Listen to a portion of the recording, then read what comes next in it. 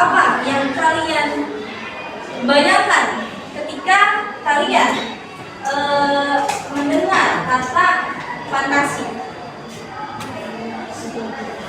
Dunia fantasi berarti apa tuh? Saya waktu liburan ke dunia fantasi tuh. Nah, cerita karangan berarti ya, karangan berdasarkan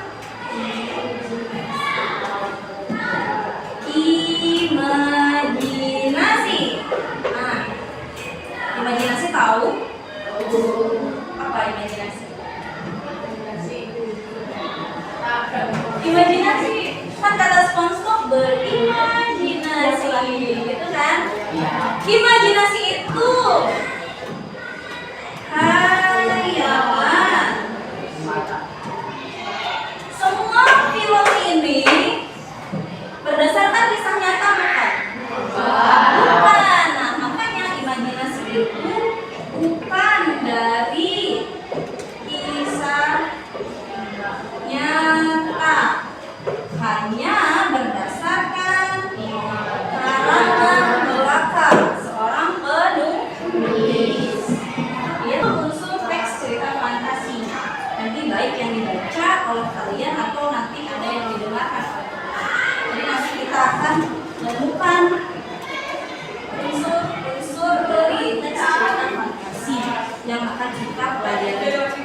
Ya, ini sangat mudah karena seru kalau cerita fantasi itu sebenarnya yang paling seru. Sampai sini ada yang ditanyakan sampai cerita fantasi?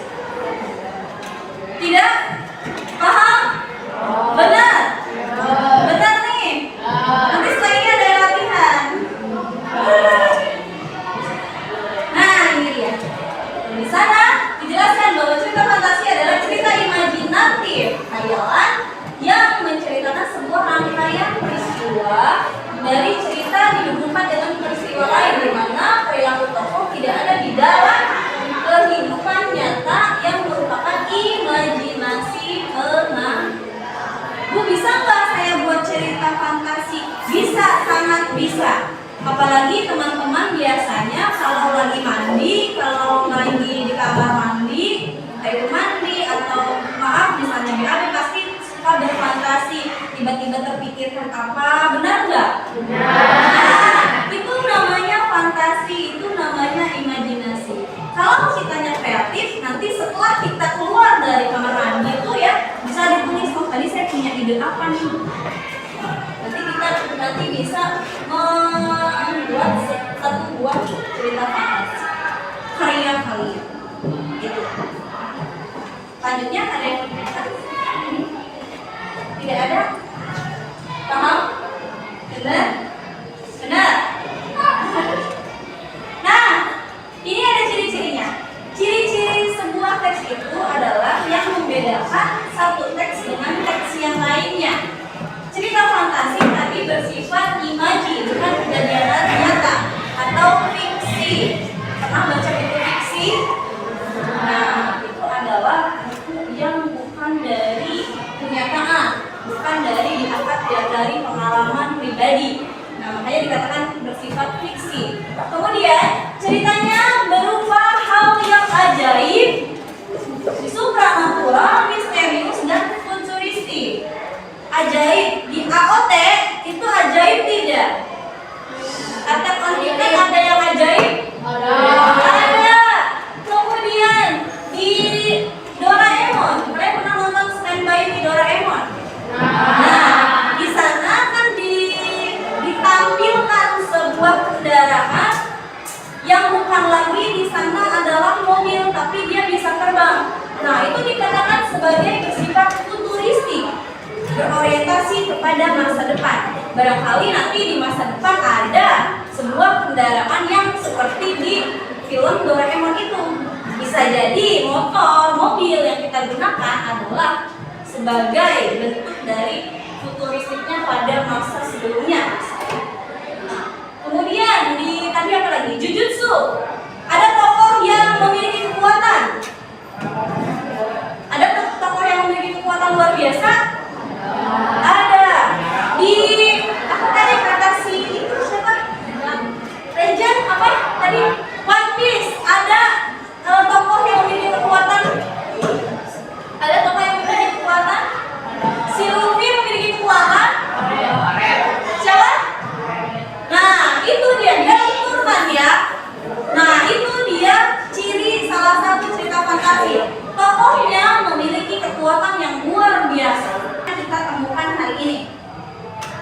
ada di dalam sebuah cerita atau di dalam sebuah teks ada unsur intrinsiknya. Intrinsik itu unsur yang ada di dalam sebuah teks, teman-teman.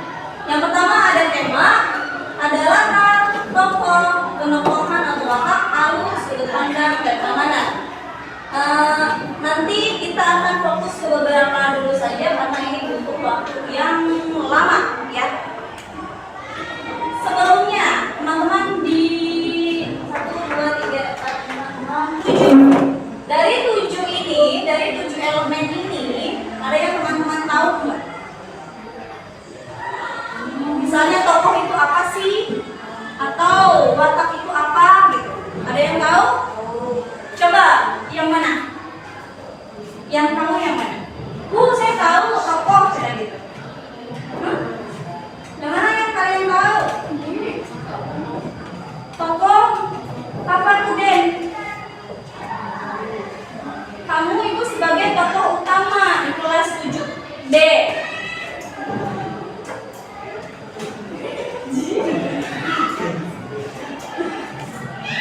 Hah? Tokoh itu siapa sih? Tokoh itu apa sih? Benda atau manusia? Manusia. Berarti tokoh itu apa? Hah? Pemain, pemeran, terus. Betul. Ada tokoh itu orang yang ada dalam cerita tersebut. Itu kalian bisa sebenarnya, cuma kalian gak mau jawab karena padahal jawabannya benar, apa adalah pemeran, pemain, orang. Di atas ambilkan siapa tokohnya?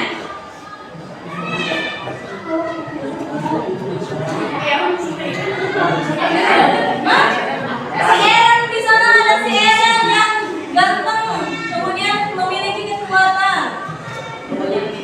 Hah? Iya, dia tiba-tiba berbeda dengan kita. Nah, si Eren itu termasuk dalam tokoh, teman-teman. Kemudian di apa lagi ya? Upin Ipin.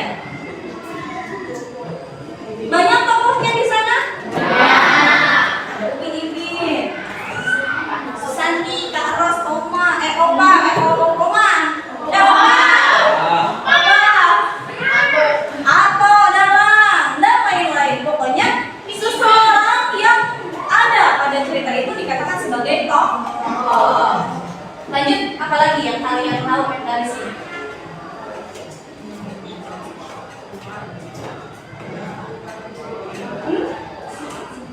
Apa?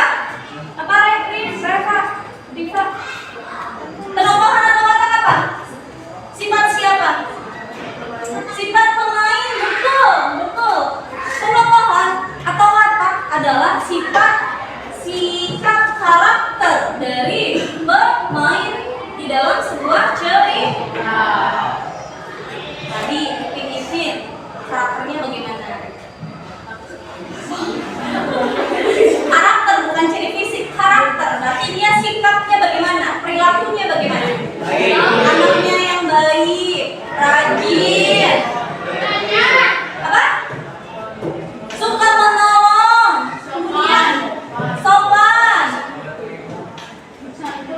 Dan lain-lain. Nah, itu adalah penokohan atau watak. Nah, di dalam penokohan dibagi dua, teman-teman. Nanti kita akan kupas lebih dalam di pertemuan selanjutnya. Ada dua. Ini sebagai awalan. Ada tokoh yang baik, ada tokoh yang menjadi jahat, bisa dikatakan ya. Nah, biasanya ini nanti akan digolongkan ke dalam tokoh protagonis, antagonis, dan protagonis. Ada 3. Nanti kita kupas di pertemuan selanjutnya. Nah, sampai sini dulu. Ada yang mau ditanyakan? Tidak ada. Bisa lanjut. Alur apa? Alur cerita betul apa? Pinter ya Denny ya. Baru hari ini nih Denny muncul nih Denny. Gimana tuh Den? Alur cerita Den? Alur kisah itu sangat menyedihkan.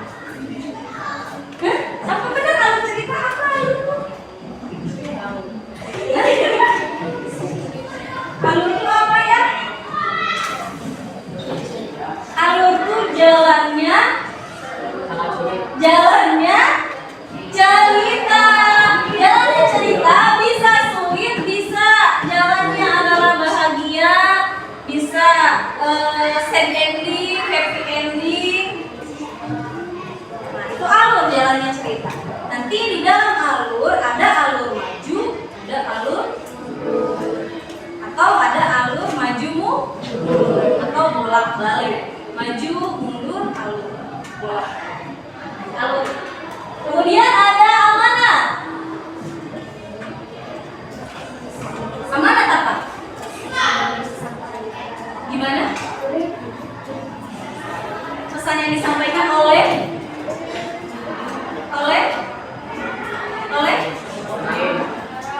penulis, oleh pengarang cerita. Untuk siapa? Untuk pembaca, untuk penonton, untuk pendengar. Kita aja ceritanya bisa dibaca, bisa didengar, atau bisa dibaca dan didengar bagi ditonton. Berarti amanat yang kalian tulis, misalnya kalian sebagai penulis, maka itu amanat untuk pembaca, pendengar, dan penonton. Kemudian yang belum apa nih? Latar ya. Latar, teman-teman ada yang tahu? Ya, habis. Latar ada apa tadi? Ada yang tahu? Pintar. Latar ada 3. Tadi salah satunya sudah disebutkan. Tempat.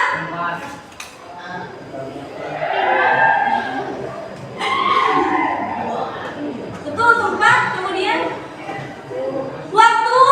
Satunya tempat, waktu. Satu lagi kayaknya ini udah pernah ada di SD. Satunya sedih, gembira, bahagia, itu apa tuh?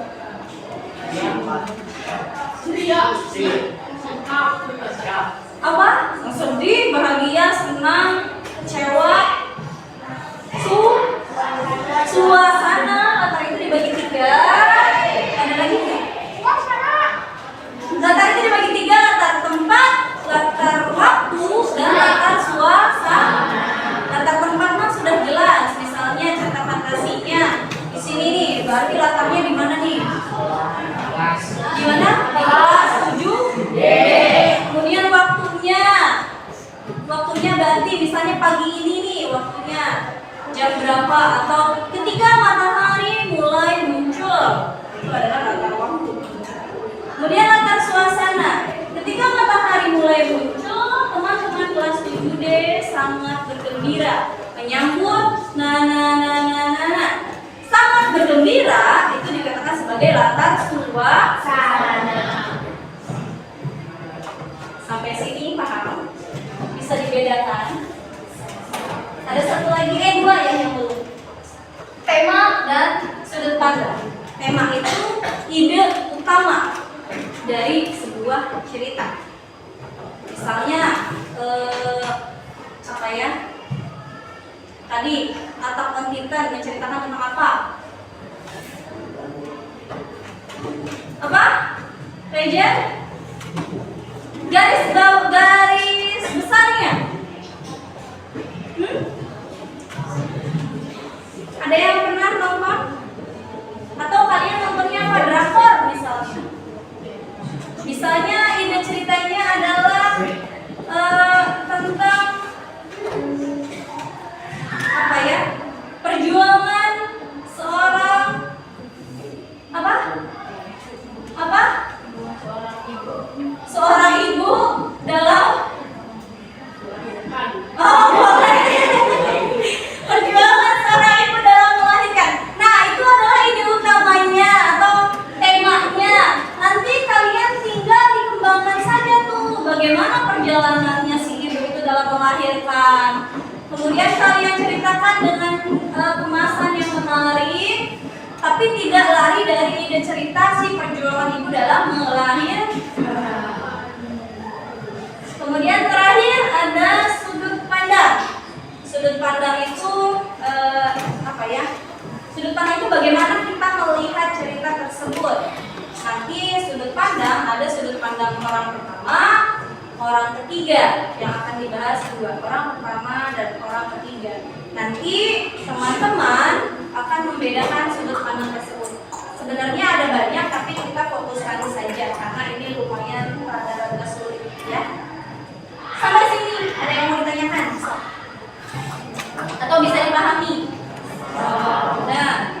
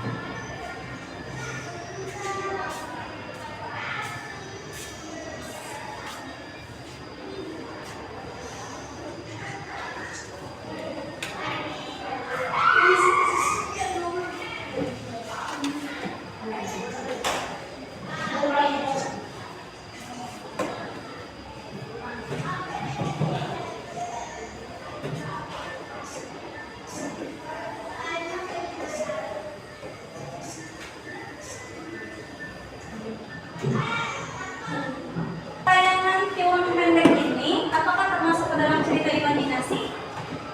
Cerita fantasi? Termasuk ke dalam cerita fantasi imajinasi? Termasuk, karena satu orang dong. Karena betul, ini termasuk ke dalam teks cerita imajinasi. Karena apa? Ceritanya tidak nyata. Kemudian apa lagi? Coba lihat di sana tokohnya. Coba lihat tokohnya. Ada siapa aja di sana? Kamera dan anak kecil. Kameranya dia bisa berjalan?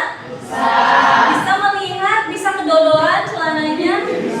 Nah, apakah di dalam kehidupan nyata kamera bisa berjalan? Bisa kedodoran? Begitu? Tidak bisa. Nah, dilihat dari tokoh itu kita bisa menentukan, oh ini adalah cerita fantasi. Dharma di sana kameranya bisa dari matanya dia bisa berkedip, kemudian ketika rusak dia bisa berjalan, bisa merasakan sedih, kan begitu kan?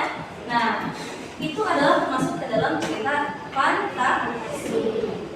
Adakah amanat? Adakah amanat dari tontonan tadi? Masa sih tidak ada? Masa sih?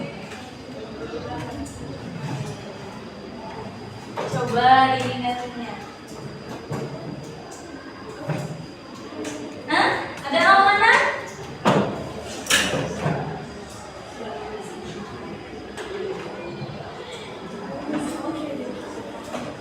Kameranya lagi banting atau kebanting, terus rusak. Terus dari rusak itu si kameranya ngasih foto ke anak kecil itu. Gak suka anak kecilnya. Nah, setelah itu akhirnya si kamera itu terus memperbaiki, terus mencoba sampai dia dapat sebuah tadi. Kan dia bisa membuat kolase. Kalian pernah membuat kolase kan?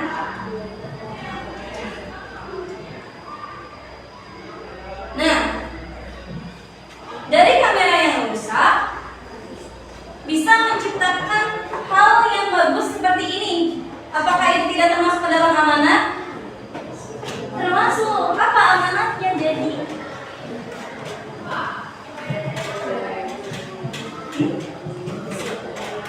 Gimana Reva? Reja Rifatul? Segala sesuatu yang rusak masih bisa diperbaiki. Seperti apa? Seperti contohnya ini. Sudah lihat di buku paket? Kalian ada komik mau kue mau. Pernah lihat? Pernah baca? Belum pernah baca? Nah, nanti setelah baca, setelah paham nih si komik itu, isi cerita itu, nanti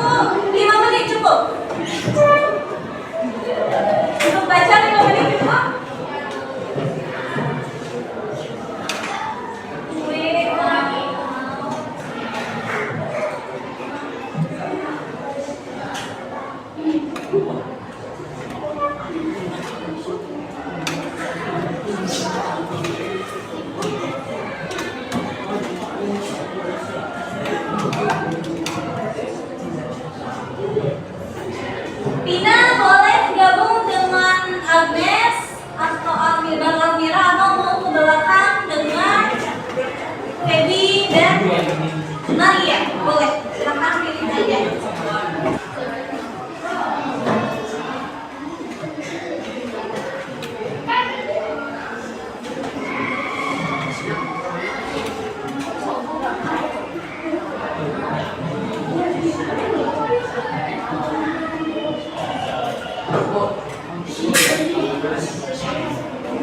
Jangan lama ya.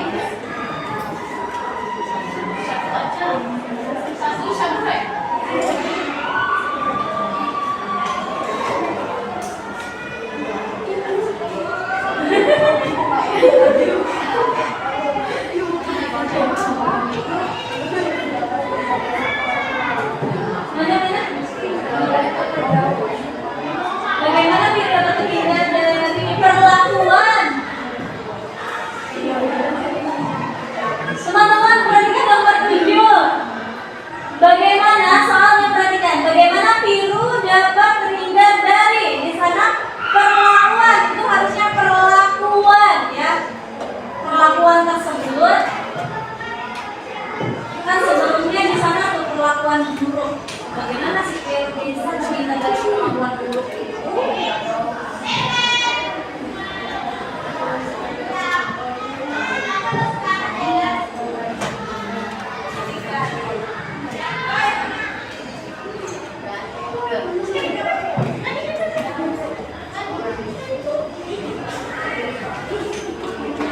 Ada yang sudah? Ada yang sudah? Ada yang sudah?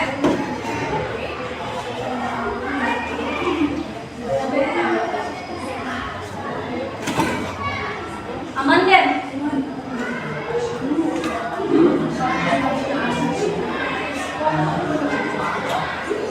Ini ada teman yang sudah nih, kita lihat jawaban mereka.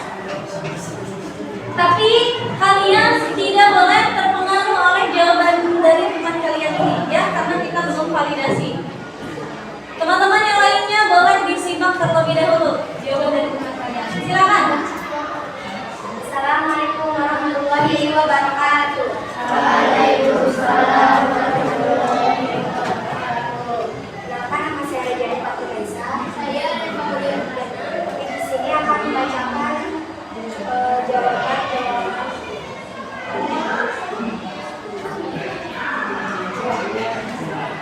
Siapa nama tokoh pada teks tersebut? Nama tokoh pada teks tersebut adalah Mao, Dari, dan Guru. Bukan imajinatif apa yang mereka tinggali. Di sekolahan peri.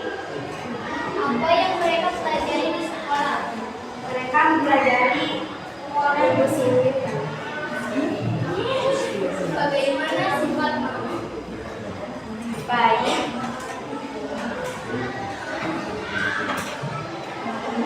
Bagaimana sifat Siru? Biru bersifat baik dan suka menolong temannya. Mengapa Siru mendapat perlakuan buruk dari Yari dan temannya? Karena ia memakan makanan yang diberikan oleh Mao. Apakah kalian setuju dengan perbuatan Siru? Bagaimana Siru dapat kemudian dari perlakuan? Karena setelah memakan makanan yang diberikan oleh Mao, Biru dapat terhindar dari perlakuan Apakah kalian setuju dengan itu?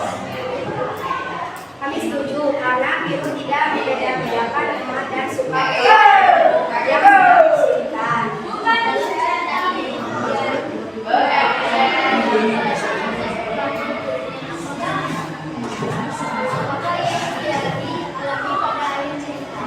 Setelah menerima balasan atas perlakuan buruknya, Yari akhirnya membalas Mao dengan membantu dia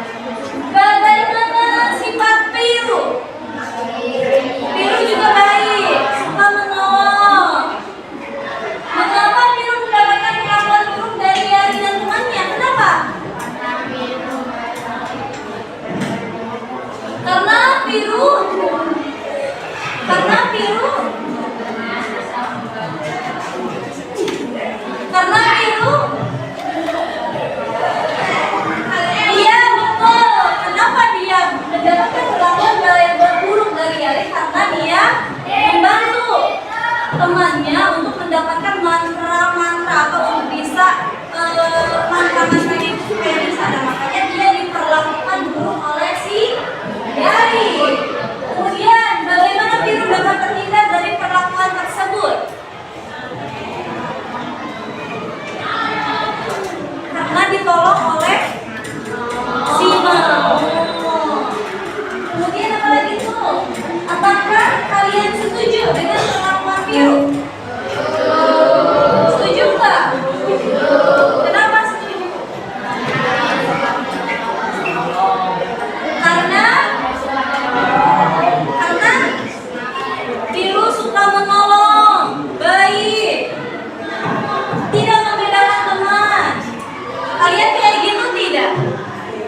Nah, harus seperti itu, baik, menolong, tidak membeda-bedakan. Selanjutnya, dalam cerita ini Yari menerima balasan atas perlakuan buruknya. Apa yang Yari alami pada akhir cerita? Balasannya apa? Apa, Fir? Nah, balasannya gara-gara si Yarinya jahat, maka dia tidak bisa atau tidak diajak lagi oleh teman-teman. Tapi pada akhirnya si Yari pun diberikan perlakuan yang baik oleh teman-teman atau oleh semua temannya. Kemudian terakhir, menurut kalian amanat apa sih yang bisa diambil dalam cerita tersebut? Tidak boleh membeda-bedakan teman. Apa lagi?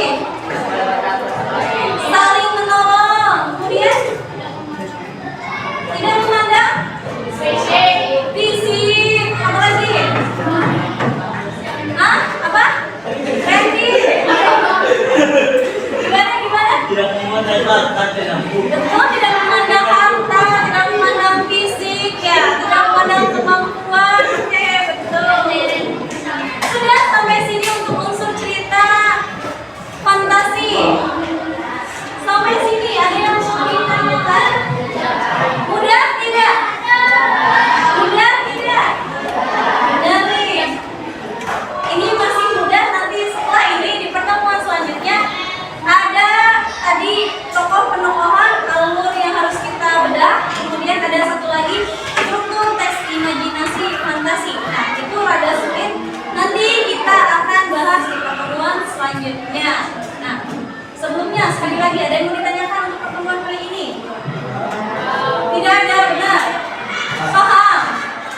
Bisa dimengerti? Nah, kalau bisa dimengerti coba nih ya, Ibu tanya apa yang kita pelajari hari ini?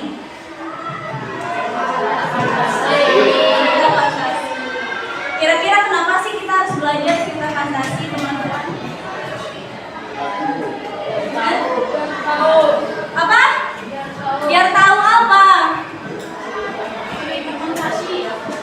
Hah? Gimana? Biar tahu apa? Betul, biar tahu. Tahunya apa? Kita tahu tuh banyak. Apakah tahu cerita fantasi ataukah tahu apa? Tahu apa itu cerita fantasi? Kemudian di dalam cerita fantasi itu tadi kan ada amanat ya. Nah, di dalam amanat itu kita bisa mengambil pelajaran. Apa sih yang bisa kita tiru dari isi cerita tadi atau dari video tadi? Atau misalnya si Yarinya itu perlakuannya tidak baik, maka harus ditiru atau tidak? Tidak. Nah, itu dia. Salah satu kenapa kita harus mempelajari itu tadi. Minimalnya kita bisa mengambil hikmah dari cerita tersebut.